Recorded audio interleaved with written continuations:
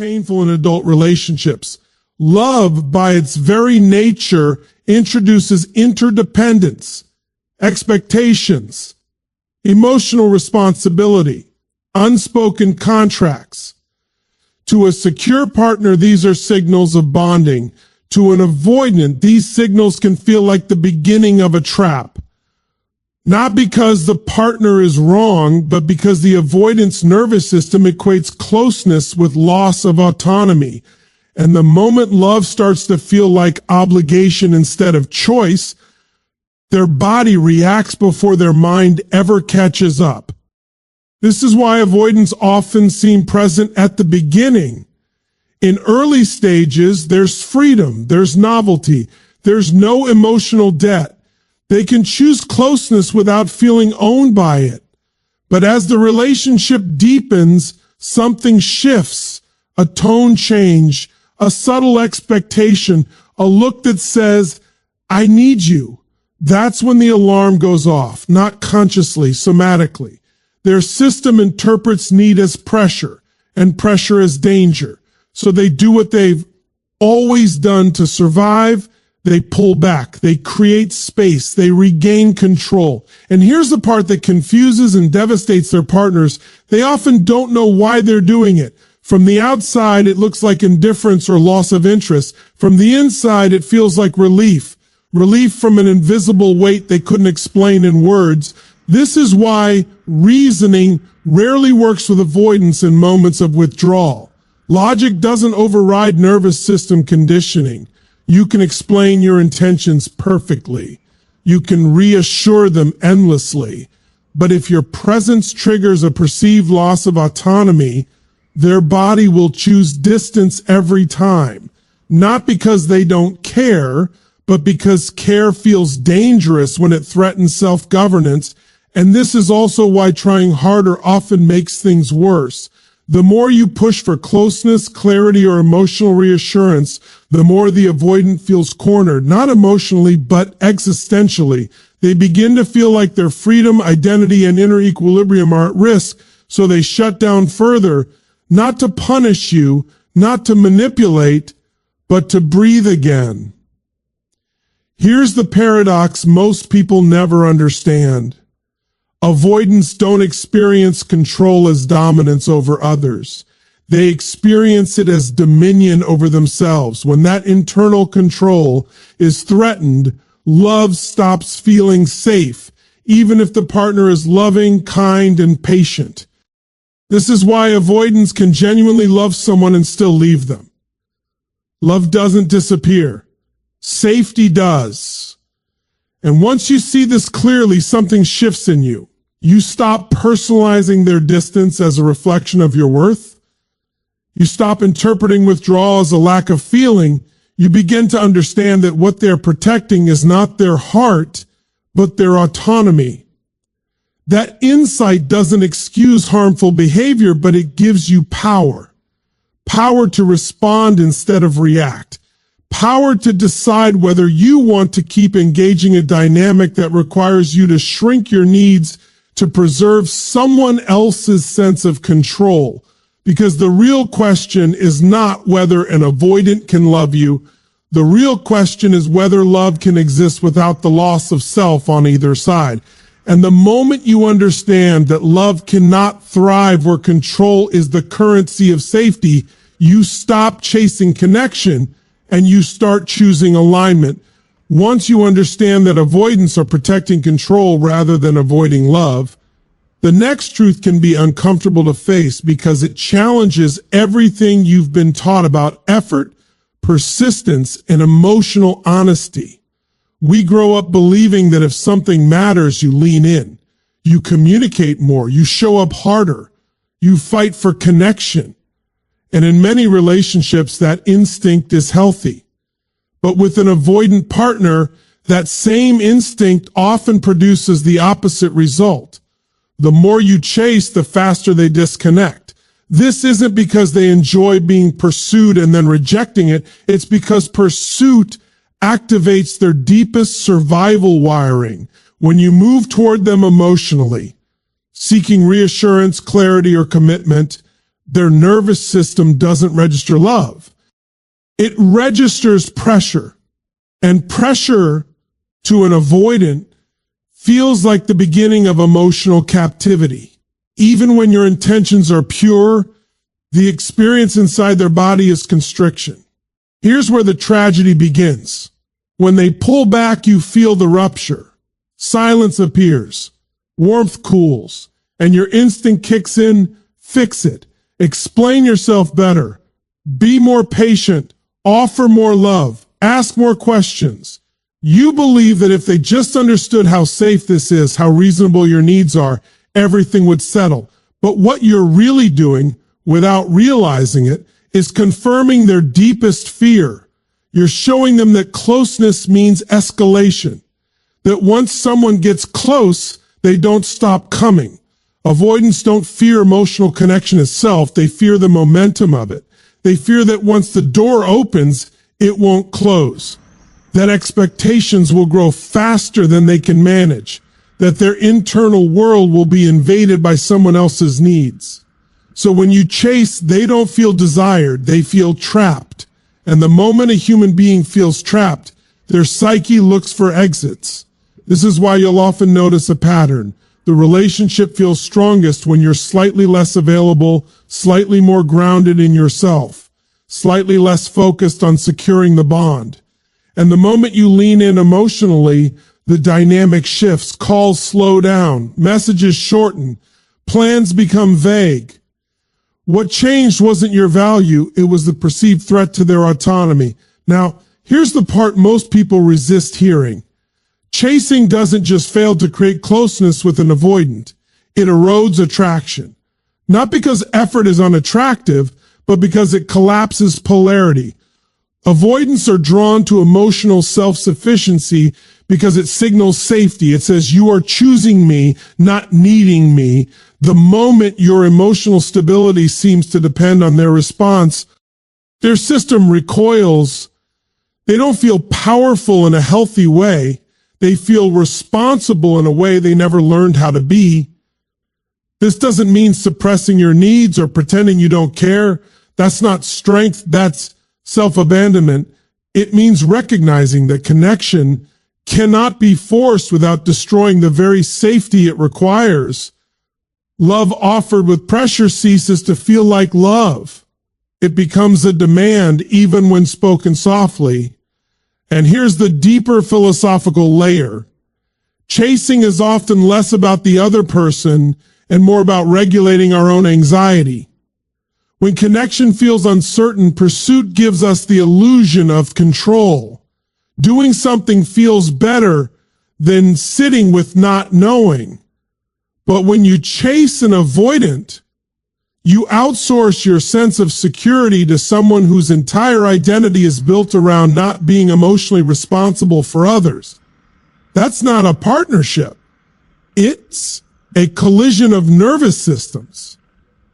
So what actually creates space for connection with an avoidant? Paradoxically, restraint, emotional containment, the ability to remain open without grasping. When you stop chasing, something subtle but powerful happens. The pressure leaves the room. The threat dissolves. And for the first time, the avoidant can feel desire without fear. Not because you manipulated the situation, but because you removed yourself from the role of pursuer. And this is where your power returns. You stop trying to convince someone to stay. You stop negotiating for basic presence. You start observing behavior instead of interpreting it. You become grounded enough to let distance reveal truth rather than trigger panic. Whether the avoidant moves toward you or not becomes secondary to something far more important. You no longer abandon yourself to keep someone else close. Because the ultimate truth is this. Connection that requires pursuit is not connection. It's compensati. On. And the moment you stop chasing what resists you, you give both of you the only thing real intimacy has ever needed. Space to choose. After you stop chasing and the space settles in, something else becomes visible, something most people completely misunderstand. From the outside, avoidants look untouched by emotion. They seem calm, detached, even relieved. And that surface level calm convinces many people that the avoidant simply doesn't feel as deeply as they do. That assumption is not only inaccurate, it's the very thing that keeps people stuck in confusion. Avoidants feel deeply. The difference is not the depth of emotion, it's where and how that emotion is processed. Avoidants do not regulate emotion through connection. They regulate through distance. When emotion rises, their instinct is not to reach out, but to pull inward. Silence, solitude, and withdrawal are not expressions of indifference. They are methods of emotional regulation. This is why avoidants often shut down during emotionally charged moments. The intensity isn't absent, it's overwhelming. And without the tools to co-regulate with another person, they do the only thing that has ever worked for them. They go it alone. Think about what that means in a relationship. When conflict appears or intimacy deepens, a secure or anxious partner moves toward conversation. They want to process in real time, to feel understood through dialogue. The avoidant experiences that same moment as too much input at once. Words, expectations, emotional tone, everything arrives simultaneously. Their nervous system floods, and the fastest way to restore balance is to reduce stimulation. Distance becomes medicine. This is why avoidants often say things like, "I need space to think," or "I don't know how I feel yet." They're not deflecting. They are genuinely trying to access their inner world without being overwhelmed by you. But here's where the misinterpretation happens. That space you experience as abandonment is, for them, the only environment where they can actually feel. In solitude, the emotional process begins. Memories resurface. Conversations replay. The weight of connection shows up not as dialogue, but as sensation, longing, sadness, nostalgia, even regret. Avoidants often feel most connected when they are alone, because alone is where they are safe enough to let emotion exist. This is why they may appear emotionally absent in your presence, but emotionally preoccupied in your absence. And yet, because this process is internal and invisible, partners assume nothing is happening. They imagine the avoidant has moved on easily, when in reality, the avoidant may be quietly sitting with feelings they've never learned how to express. The tragedy is that these emotions often arrive too late to repair the rupture. By the time clarity comes, the connection may already be damaged. This internal processing also explains why avoidants struggle to articulate feelings in the moment. Emotional language requires real-time access to sensation, but when the nervous system is flooded, language shuts down. So avoidants default to minimal responses, intellectual explanations, or emotional ambiguity, not because they're hiding something, but because they don't yet know how to translate experience into words. Now here's the paradox that changes how you see everything. Avoidance can miss you deeply without reaching out. They can love you sincerely without knowing how to show it. They can replay your presence in their mind while maintaining distance in reality. This doesn't make the behavior healthy, but it makes it understandable, and understanding allows you to stop arguing with what is. But there's also a hard truth here for you. Emotional processing that never reaches expression cannot sustain intimacy. Feeling something privately is not the same as building something together. If someone can only access love in isolation, connection will always feel unstable, and no amount of patience or interpretation can turn internal emotion into relational presence. This is where discernment replaces hope. You stop asking, do they feel something? And start asking, can they bring what they feel into relationship? That question matters more than intensity, more than history, more than potential. Because intimacy is not about what someone experiences alone. It's about what they are willing and able to share. And when you truly grasp this, you release the fantasy that silence means nothing without clinging to the illusion that silence is enough. Because love that never leaves the inner world may feel real, but only love that can meet you in the open can actually hold you. After you understand how avoidance protect control, recoil from pursuit, and process emotion in isolation, the next realization can feel almost offensive because it contradicts everything we associate with being a good partner. The truth is this: you do not become more valuable to an avoidant by proving your worth. You become more valuable the moment you stop trying to prove it at all. Most people, when faced with emotional distance, instinctively go into demonstration mode. They explain their intentions more clearly. They give more patience, more understanding, more effort.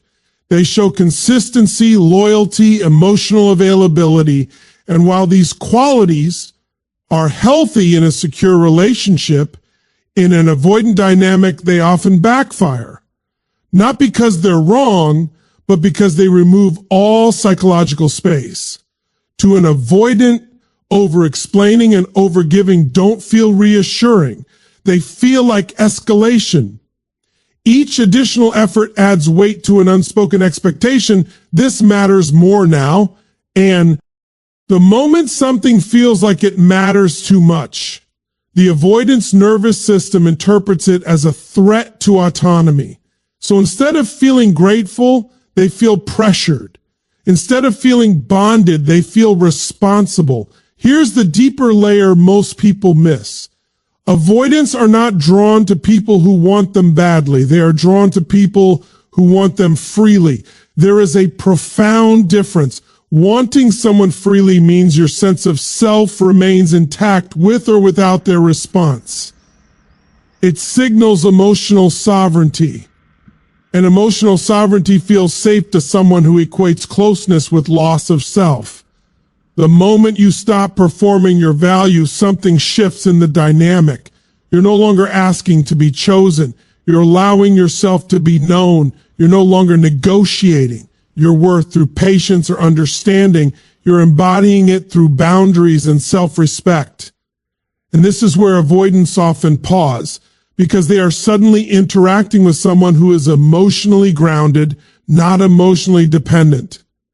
This doesn't mean becoming cold or withholding. It means becoming contained. It means you don't chase reassurance, you don't overclarify, and you don't shrink your needs to keep someone comfortable. You state what matters to you calmly and clearly, and then you allow space for response. That space is critical. It removes pressure while preserving truth. It tells the avoidant, I know who I am and I trust you to meet me or not. And paradoxically, that trust is what creates attraction. Avoidants are deeply sensitive to emotional imbalance. When someone's emotional center tilts toward them, they feel the weight of being the regulator. But when someone stands firmly in themselves, the avoidant no longer feels responsible for another person's stability. They can engage without fear of being engulfed. This is why avoidants often show or interest when you pull your energy back, not because they enjoy distance, but because distance restores safety. It allows desire to emerge without obligation. It turns connection into choice rather than duty. And choice is the only form of closeness that doesn't threaten their identity. But here's where discernment becomes essential. You don't stop proving your worth to manipulate a reaction. You stop because self-respect is non-negotiable. The goal is not to make the avoidant chase you. The goal is to stop chasing validation altogether. If someone moves towards you once you stop over-functioning, that movement is information. If they don't, that's information too. This is the moment many people grow the most. They realize how often they've confused endurance with love, tolerance with depth, and effort with value. Loving and avoidant forces you to confront your own relationship with self-worth. Are you expressing yourself to connect or to be chosen? Are you being patient because it's aligned or because you're afraid to lose? When you stop proving your worth, you reclaim your center. You become less reactive, more discerning, and more honest with yourself. And whether the avoidance steps forward or fades away, you no longer betray your own emotional truth to keep a connection alive. Because the real power is not being wanted at any cost. The real power is knowing your value so clearly that you never have to convince anyone to see it. Once you stop chasing, stop over-explaining, and stop performing your worth, something counterintuitive often happens, and this is where many people get confused. The avoidant doesn't move closer in the way you expected. They don't suddenly become expressive or emotionally fluent. Instead, time and distance begin to do the work that closeness never could. This is why avoidants often fall in love backwards. For most people, intimacy grows through proximity. Shared experiences, conversations, emotional moments, these are what deepen attachment. But for avoidance, proximity can short-circuit desire.